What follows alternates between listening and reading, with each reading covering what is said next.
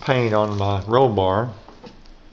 And if you look right here, here's the framework from the plexiglass. The rod, I just bent it over and put a washer on it. And then this pin here, I can take that pin out. It's good and tight. It's it's going back right to the original equipment. I can pull that pin out, lower the roll bar down, whatever I want to do. But that makes a quick disconnect for it, real good.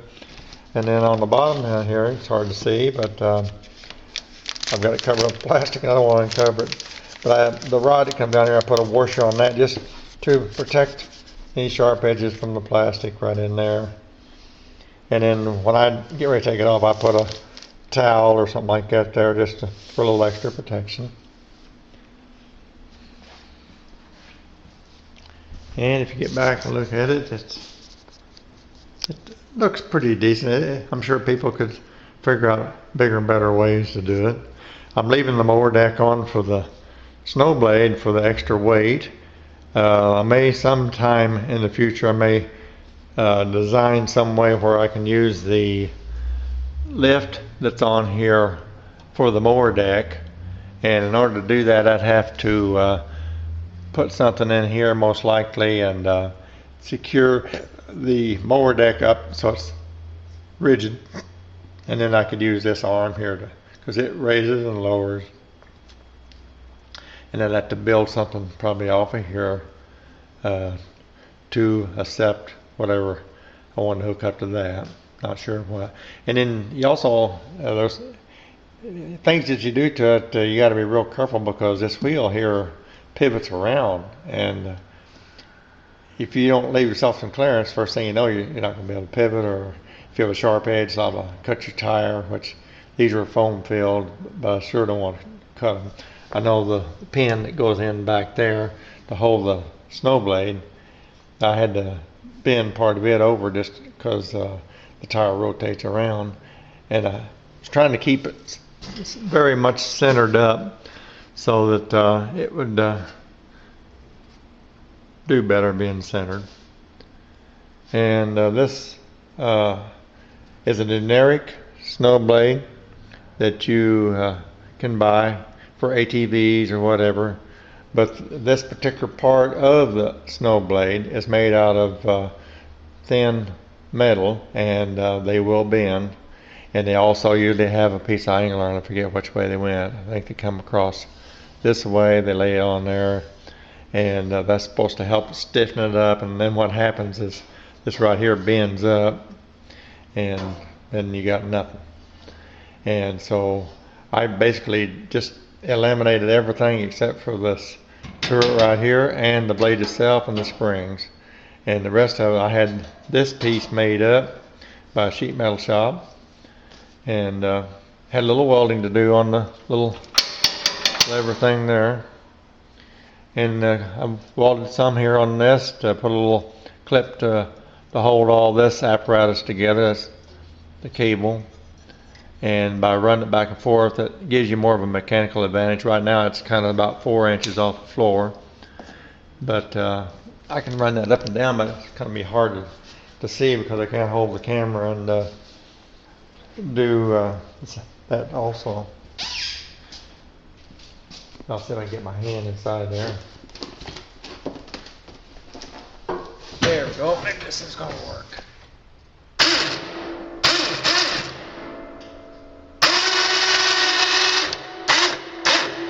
As you can see, the blade's pretty high up.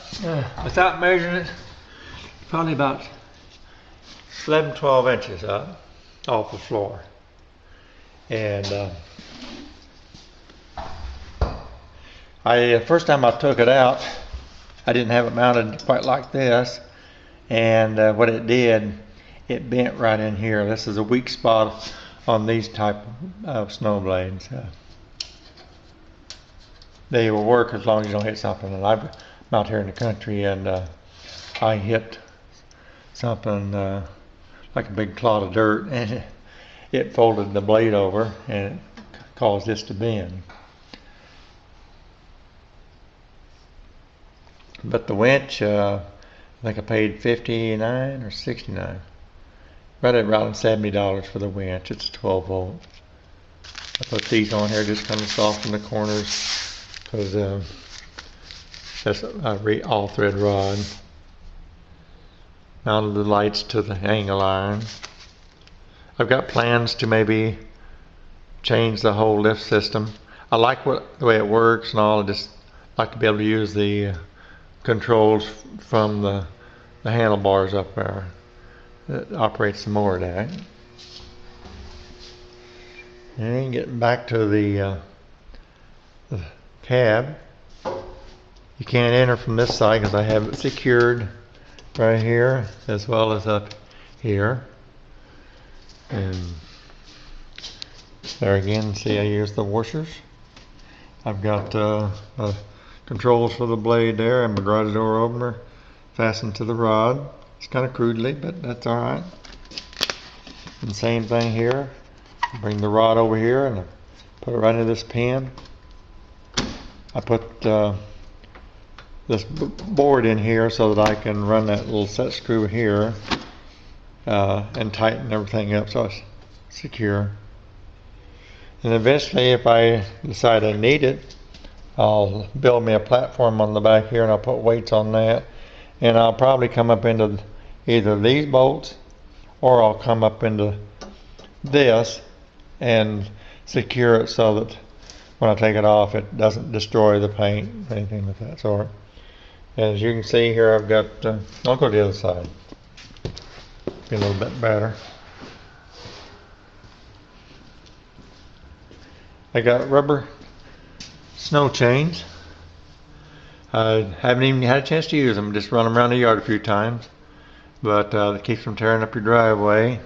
They're a pain to put on as far as pretty much like any snow chain. The only thing different is rubber on rubber doesn't slip very good. So when you're trying to buckle it down, it doesn't scoot around like regular chains do. So in that respect, they're a little more difficult to put on. And so you just try the first link and pull some slack out of it and yank on it a bit and deflate your tires, and then hook to another link and pull on a little bit. And looks like right now I probably could even get one more link now that it's had a chance to kind of roll around a few times. And that's about it. Hope you enjoyed the video.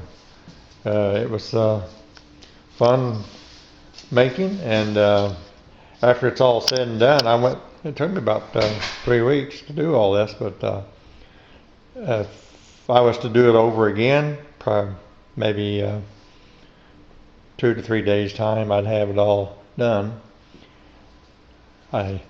This is a 1/2 inch plate. I put this angle iron on the front here, which it wouldn't have to have that, but it worked out good because I could mount this clip here. And if had I not had that, I could have figured out other ways to mount it. Maybe by just using this clip and bolt it to the bottom side or whatever. Trying to keep the top side clean. And of course next spring I'll probably take everything down and paint it, but I just kind of sprayed a little here and there, and not a real good job. As you can see, it's got kind of scratched up. There's been a lot of changes, and hopefully everything will work good this year. And that's about it.